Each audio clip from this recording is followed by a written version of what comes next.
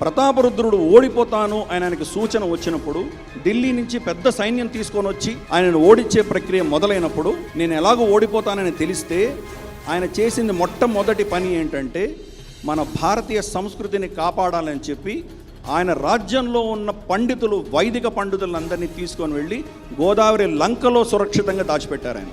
ఈరోజు ప్రపంచంలో గోదావరి జిల్లాలో ఉన్నటువంటి స్వచ్ఛమైన స్వరం ప్రపంచంలో వైదిక స్వరం ఎక్కడా లేదు. వాళ్ళు ఎవరో కాదు, మన వాళ్ళు, తెలంగాణ నుంచి వెళ్ళి వాళ్ళ వలస వెళ్ళిన వాళ్ళు. ప్రతాపరుద్రుడు అక్కడికి తీసుకెళ్ళి వాళ్ళని కాపాడారు కాబట్టి ఈరోజు వేదాలు మనకు బతికినాయి. అది మన గొప్ప చరిత్ర. ప్రతాపరుద్రుడు ఓడిపోయిన తర్వాత కూడా విద్యారణ్య తీర్థులు ఇక్కడి నుంచి, ఈ గడ్డ నుంచి వెళ్ళిన వాళ్ళే.